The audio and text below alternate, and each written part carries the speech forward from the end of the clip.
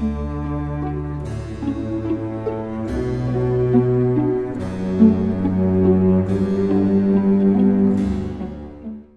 nome do Pai, e do Filho, e do Espírito Santo. Amém. Naquele tempo, Jesus desceu a Cafarnaum, cidade da Galileia, e aí ensinava aos sábados.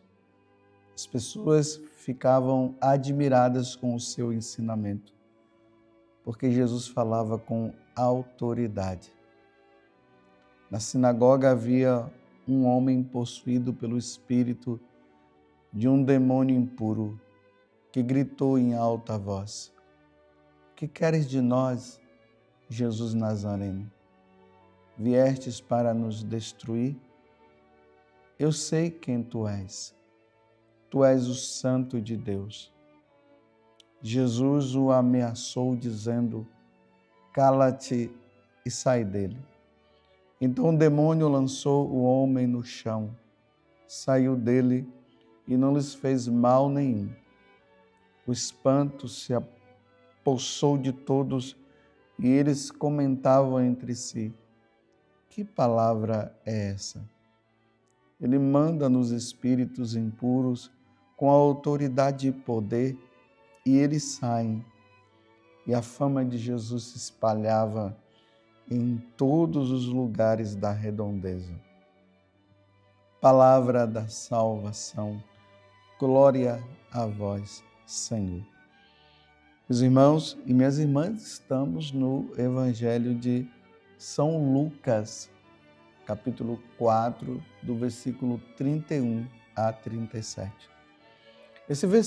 Esse capítulo do Evangelho de São Lucas, ele narra o momento em que Jesus começa o seu trabalho pastoral, como uma linguagem mais próxima de nós nos tempos de hoje. É a vida pública de Jesus. Aí, no início do capítulo 4, Jesus é batizado, depois ele é tentado pelo demônio, depois ele, cheio do Espírito Santo, ele vai para a cidade de Nazaré, no sábado também. Ele lê a passagem do livro do profeta Isaías. Ele fala que tudo aquilo que está no livro do profeta Isaías se realizou na vida dele, ou seja, ele estava dizendo que ele era o Messias que Isaías havia anunciado. O povo de Nazaré não aceitou o que Jesus havia falado e quiseram jogar Jesus no precipício. Então Jesus sai, passa pelo meio deles e ele vai para Cafarnaum.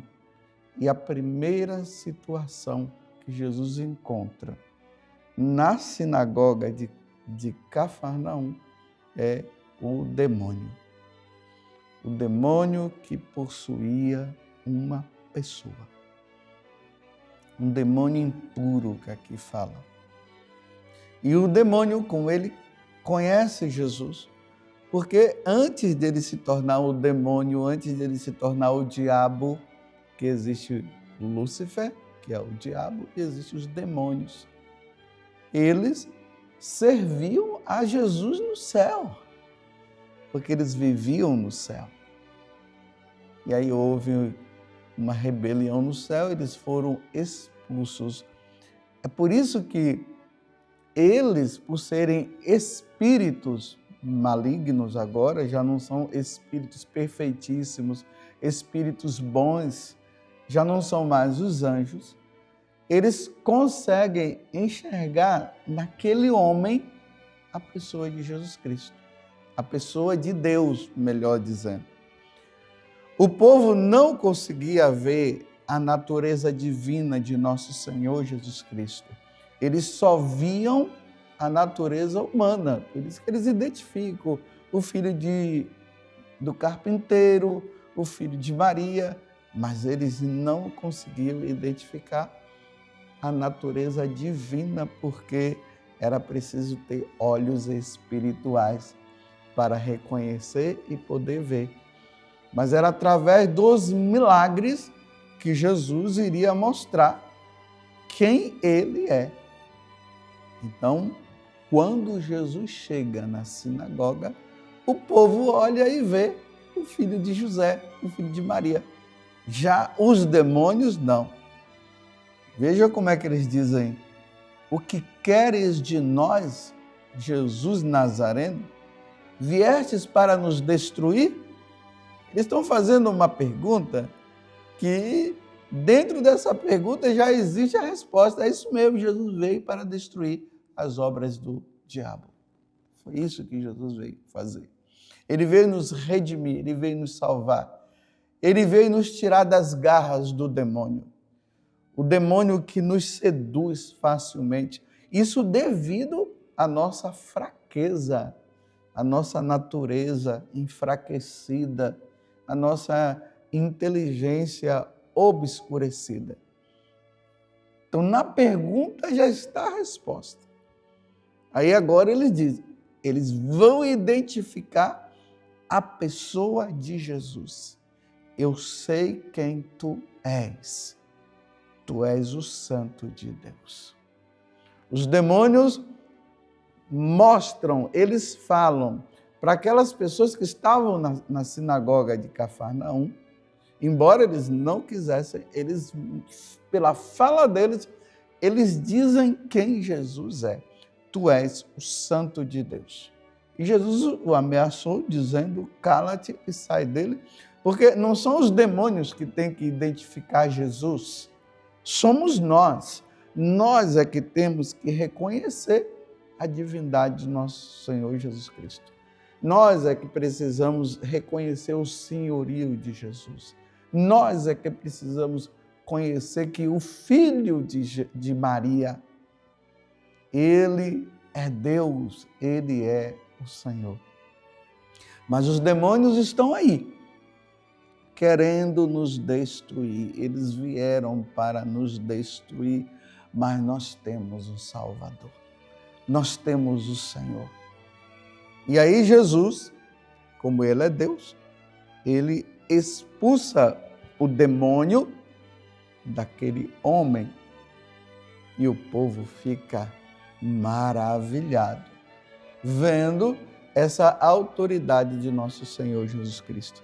Meus irmãos, nós vivemos num tempo difícil, onde o demônio, ele não quer ser reconhecido, porque ele não sendo reconhecido, ele vai poder fazer a obra maligna nele na nossa vida. Porque o que é que o demônio quer? Ele quer nos destruir. João 10, versículo 10. O demônio veio para nos roubar de Deus, destruir a nossa vida e depois matar a nossa alma. É isso que o demônio quer. A missão do demônio é essa. Ele quer nos tirar de Deus e levar-nos para o inferno que foi criado para ele. E uma das artimanhas do demônio é levar-nos a acreditar que ele não existe. No decorrer da história da igreja, os filósofos e até teólogos começaram a dizer que o demônio não existe. O demônio existe, meus irmãos. Ele está aí. Ele está trabalhando e fazendo de tudo para nos destruir. Mas graças a Deus nós temos um Salvador. Nós temos Jesus Cristo. Por isso nós precisamos nos apoiar em Jesus. A nossa vida precisa ser voltada para Deus. E aí a vida de oração. As confissões têm que estar em dia. A vida sacramental, principalmente a celebração da missa, nós não podemos deixar de participar da missa. A leitura da Sagrada Escritura, a leitura da vida dos santos, tudo isso nos leva a vivermos um fortalecimento. Aí nós somos fortalecidos por Deus através desses atos e o demônio é enfraquecido, aí ele não vai ter força para nos vencer. Mas se a gente leva uma vida errada, uma vida longe de Deus, só o fato de levar uma vida errada e longe de Deus já tem a ação do demônio na vida. O Evangelho não diz como é que foi que esse homem deixou-se possuir pelo diabo, pelo demônio. Não se tem. Mas o demônio, ele é sutil. Como é que ele entra na nossa vida? Através de filmes de terror,